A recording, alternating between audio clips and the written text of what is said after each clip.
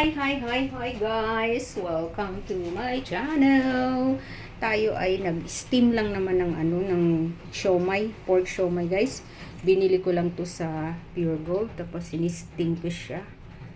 Yan. So sarap niya. Malasa na rin siya. Siyempre merong yan, may partner. May panimpla yan guys. Di pwedeng wala. Dito bumili lang naman ako ng chili garlic. Ito chili garlic ito guys. Tapos mayroong bewang.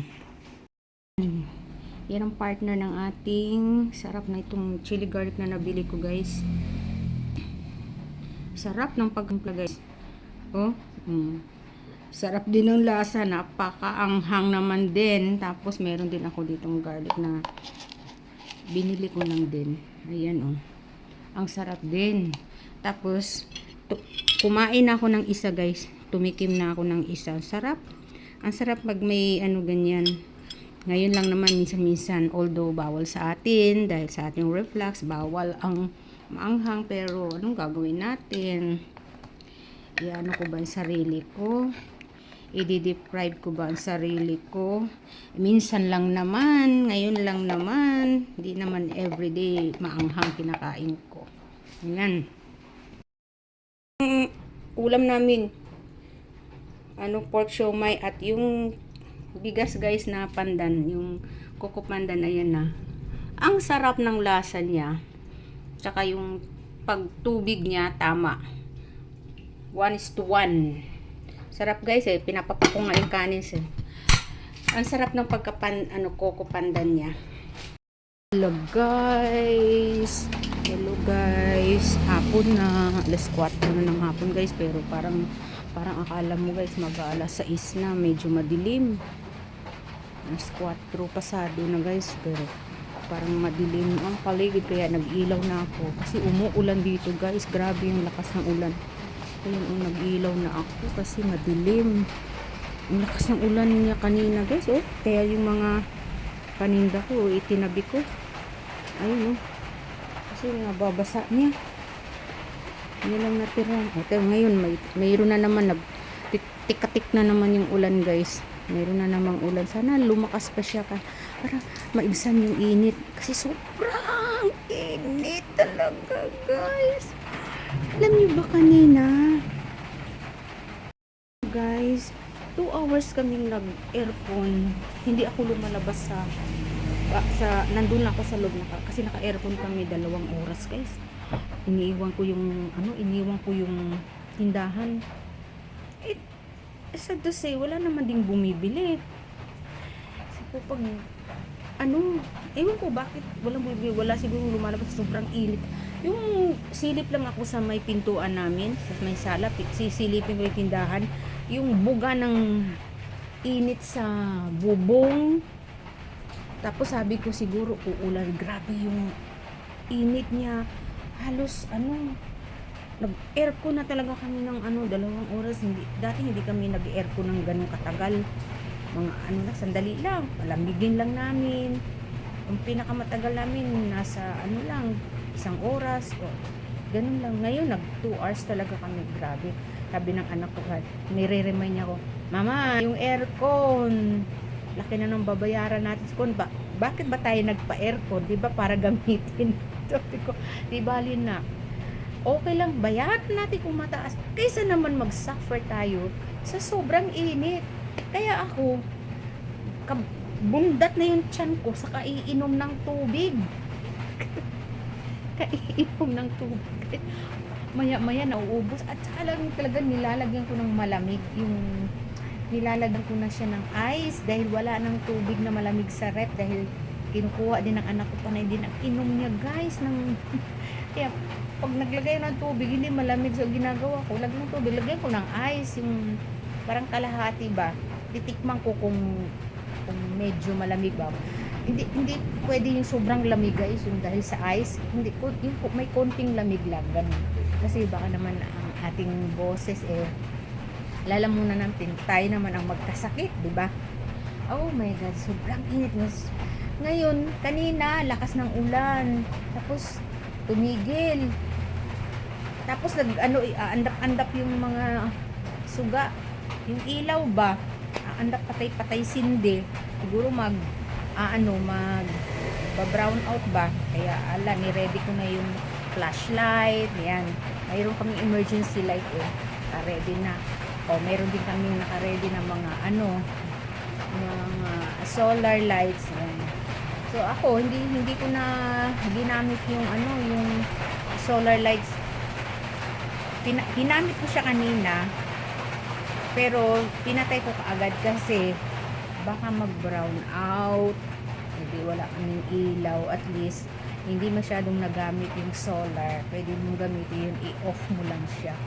Halimbawa, hayaan mo lang siyang mag-charge. Ito ngayon, hindi na siya nag-charge kasi umuulan.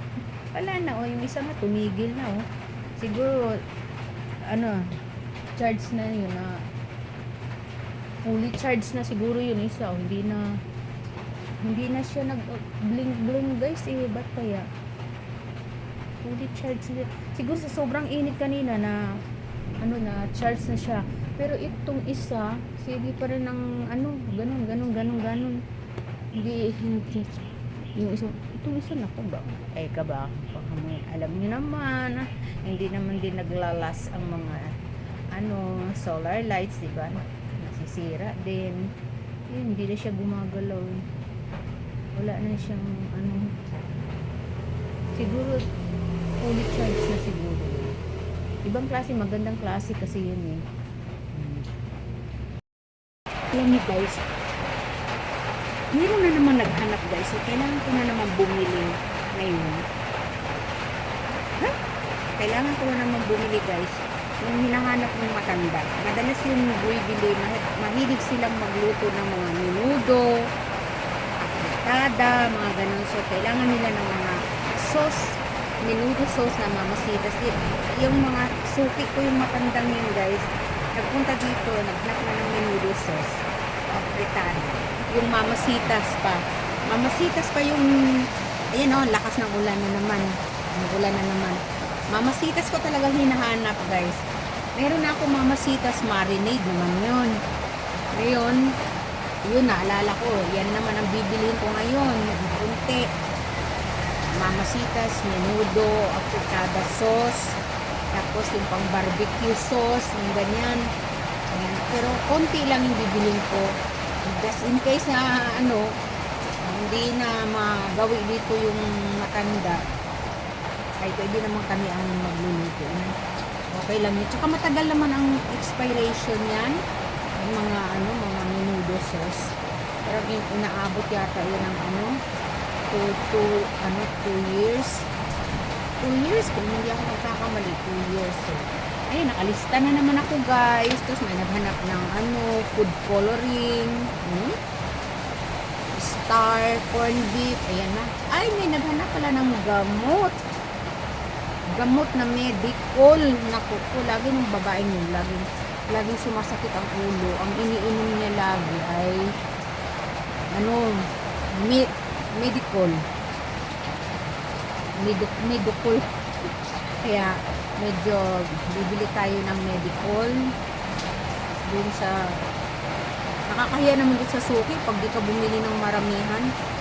Minsan dumadaan siya dito, pero siguro i-order ako ng Medicol kasi hindi kasi siya legit. Parang hindi siya original, yung katulad ng yung by Jessie. Dun sa ahente ng gamot, hindi siya ikukumpara mo yung sa Mercury na by Jessie at saka doon sa yung ahente, iba siya. Kaya ako bibili ako ng may by Jessie sa Mercury, yung mga ganun sa Mercury drugstore. Ayan, so yun, para pa nga magpaypay guys. Ito mas mas malamig na magstay ngayon dito sa labas, dito sa may tindahan ko, kasi naano ko na yung hangin. Unlike doon sa loob ng bahay, yun naman ang mainit ngayon. So, lumabas ako, dito muna ako magstay kasi medyo malamig dahil yung hangin na yan. Tsaka may pamaypay ako, wala akong electric fan na ginagamit. May ito lang, mas masarap pa nga ito kasi yung electric fan. Super artificial, hangin lang naman yung electric fan. Tapos magastos pa sa kuryente, di ba? Mas masarap ito. Ang hangin, sarap ng hangin, guys. Lakas yung dahon, mga dahon, talaga nagsisway sila, Ano kaya, ba't kaya sa sobrang init?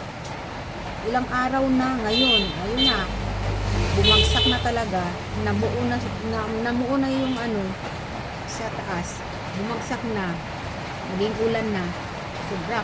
Doon sa banda doon, sabi ko, uulan ito, sabi ko, kasi madilim na doon sa banda doon, sa bandang north, madilim, sabi ko, umuulan na doon. Ayun na nga, magbilang anghel ako, lakas ng ulan, guys, kaya ang lamig ng paligid mo. Salamat, Diyos ko.